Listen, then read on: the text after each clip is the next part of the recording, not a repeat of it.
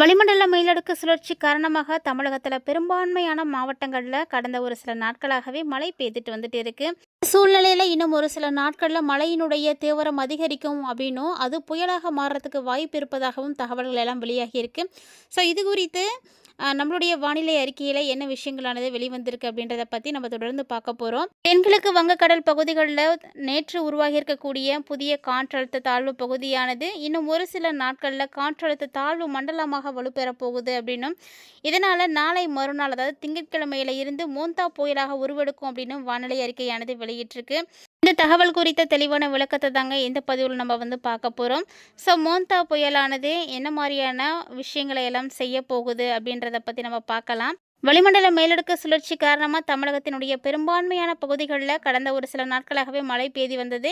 இதில் பார்த்திங்கன்னா நேற்று காலையில் 8:30 மணியோட இந்த மழையானது நிறைவுற்றிருக்கு. நம்ம மேலும் பார்த்திங்கன்னா 24 மணி நேரத்தில் அதிகபட்சமாக இந்த திருவள்ளூர் மாவட்டத்தில் மட்டும் பள்ளிக்காட்டு பகுதியில் 15 சென்டிமீட்டர் மழை பெஞ்சிருக்கு. அதே போல் திருநெல்வேலி மாவட்டம் நாலுமுக்கு பகுதியிலையும் 12 சென்டிமீட்டர் மழையும், ஊத்து பகுதியில் 11 சென்டிமீட்டர் மழையும், ராணிப்பேட்டை மாவட்டம் அரக்கோணம் பகுதிகளில் 10 சென்டிமீட்டர் மழையும் பதிவாகி இருக்கு. ஸோ இந்த மழையானது தீவிரமடைந்து இப்போ பார்த்திங்கன்னா இன்னும் ஒரு சில நாட்களில் அது புயலாக மாறுறதுக்கு வாய்ப்பு இருக்குது. ஸோ புயலுடைய சின்னம் அறிவித்திருக்காங்க. வரக்கூடிய 27ஆம் தேதி நாளை மறுநாள் வங்கக்கடலில் புயலாக உருவாகிறதுக்கு வாய்ப்பு இருக்கிறதா தென்னிலை வானிலை ஆய்வு மையம் தெரிவிச்சிருக்கு. ஸோ தென்கிழக்கு வங்கக்கடல் பகுதிகளில் நேற்றே புதிய காற்றழுத்த தாழ்வு பகுதியானது உருவாயிருச்சு. இந்த பகுதி இன்னும் ஒரு சில நாட்களில் காற்றழுத்த தாழ்வு பகுதியாக வலுப்பெறத்துக்கு வாய்ப்பு நிறையவே இருக்குது. அதனால் எந்த இடங்கள்லாம் சேஃபாக இருக்கணும்னு சொல்கிறாங்களோ அவங்களாம் ஜாக்கிரதையாக இருந்துக்கோங்க. மேலும் இந்த புயல் பகுதியை பார்த்திங்கன்னா மேற்கு வடமேற்கு திசையில் மெதுவாக நகர்ந்து சனிக்கிழமை தென்கிழக்கு மற்றும் அதனை ஒட்டி இருக்கக்கூடிய மத்திய வங்கக்கடல் பகுதிகளில் காற்றழுத்த தாழ்வு மண்டலமாக உருப்பெறப் போகுது. அதனால் நாளை ஞாயிற்றுக்கிழமை தீவிர காற்றழுத்த தாழ்வு மண்டலமாக வலுப்பெற்று அதனை அடுத்து 27ஆம் தேதி திங்கட்கிழமை புயலாக வலுவடையும் அப்படின்னு வானிலை மையம் தெரிவிச்சிருக்காங்க. இதனால் தமிழ்நாடு, புதுச்சேரி மற்றும் காரைக்கால் பகுதிகளெல்லாம் 28ஆம் தேதி வரைக்குமே இடி மின்னலோட லேசான மழைக்கு வாய்ப்பு இருக்கிறதா தகவல்கள் சொல்லப்பட்டிருக்கு. மேலும் கடலூர், விழுப்புரம், செங்கல்பட்டு மாவட்டங்கள், புதுச்சேரியிலலாம் இன்றைக்கி கனமழைக்கு வாய்ப்பு இருக்குங்க. விழுப்புரம், செங்கல்பட்டு, சென்னை, காஞ்சிபுரம், திருவள்ளூர், ராணிப்பேட்டை மாவட்டங்களிலும் கூடவே பார்த்திங்கன்னா புதுச்சேரியிலும் நாளைக்கு கனமழை பெய்யலாம் அப்படின்னு சொல்லப்பட்டிருக்கு. ஸோ எந்தெந்த மாவட்டங்களில் கனமழைக்கு வாய்ப்பு இருக்குது அப்படின்னு சொல்லியிருக்காங்களோ அந்த சுற்றுப்புறத்தில் இருக்கக்கூடியவங்க எல்லாருமே கொஞ்சம் சேஃபாக இருக்க பாருங்கள். வரக்கூடிய 27ஆம் தேதி திருவள்ளூர், சென்னை, ராணிப்பேட்டை மாவட்டங்களில் கனமழை முதல் மிக கனமழைக்கு வாய்ப்பு இருக்கிறதா சொல்லியிருக்காங்க.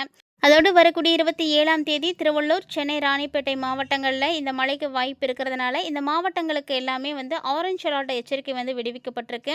அதோடு பார்த்திங்கன்னா செங்கல்பட்டு, காஞ்சிபுரம், வேலூர் மாவட்டங்களில் கனமழை பெய்யறதுக்கு வாய்ப்பு இருக்குது.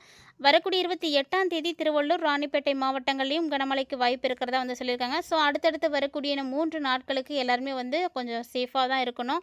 தற்போது வளிமண்டலத்தில் உருவாகி இருக்கக்கூடிய இந்த காற்றழுத்த தாழ்வு பகுதி புயலாக மாறும் அப்படின்றதுனால இந்த புயலுக்கு மோந்தா புயல் அப்படின்ற ஒரு பெயரானது வச்சுருக்காங்க. காற்றழுத்த தாழ்வு பகுதி புயலாக மாறுறதுக்கு வாய்ப்பு இருக்கிறதுனால வங்கக்கடல் பக்கம் இருக்கக்கூடியவங்களாம் ரொம்ப ரொம்ப சேஃபாக இருக்கணும். அதாவது வங்கக்கடலில் சூறை காற்று வீசும். ஸோ தமிழகம், கடலோரம், ஆந்திரா, மத்திய மேற்கு பகுதிகளுக்கெல்லாம் 28ஆம் தேதி வரைக்குமே மீனவர்கள் கடலுக்கு போக வேணாம் அப்படின்னு சொல்லியிருக்காங்க. ஸோ மீனவர்கள் எல்லாருமே இந்த விஷயத்தை தெரிஞ்சுக்கிட்டு கொஞ்சம் எச்சரிக்கையாக தான் இருக்கணும்.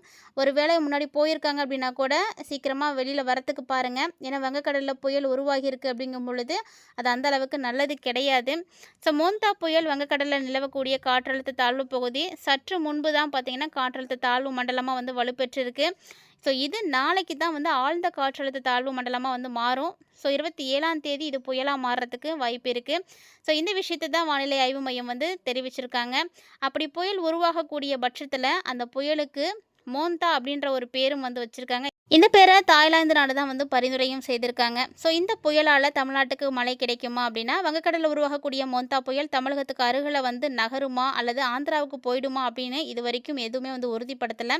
ஸோ இந்த புயல் உருவானாதான் தெரியும். வட தமிழகத்தை நோக்கி வராமல் அப்படியே திறந்த கடல் பகுதி வழியாக ஆந்திரா நோக்கி போயிடுச்சு அப்படின்னா பலத்த மழையை வந்து சென்னை, திருவள்ளூர், காஞ்சிபுரம், செங்கல்பட்டு இதெல்லாம் வந்து தவிர்க்கலாம். மாறா மிதமான மழை மட்டும் இருக்கிறதுக்கு வாய்ப்பு இருக்குது. ஆனால் மோந்தா புயல் வட தமிழகத்தை ஒட்டி நகர்ந்து பின்னர் ஆந்திரா போணுச்சு அப்படின்னா சென்னை, திருவள்ளூர், காஞ்சிபுரம், செங்கல்பட்டு மாவட்டங்களில் நல்ல மழை பெய்யும் அப்படின்னு சொல்லியிருக்காங்க.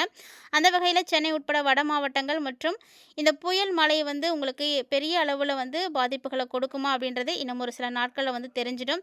இந்த புயலால் வட மாவட்டங்களில் தவிர பிற மாவட்டங்களுக்கு மழைக்கான வாய்ப்பு எதுவும் இல்லை அப்படின்னும் சொல்லப்பட்டிருக்கு. நீங்கள் எந்த மாவட்டத்திலேருந்து இந்த வீடியோ பதிவை பார்த்துட்ருக்கீங்க அப்படின்னு மறக்காம வந்து கமெண்ட் பண்ணுங்கள். இந்த மாவட்டங்களில் உங்களுடைய உறவினர்கள் இருக்காங்க அப்படின்னா அவங்களோட இந்த பதிவை ஷேர் பண்ணி விடுங்க. அவர்களும் பார்த்து பயன்பெறட்டும்.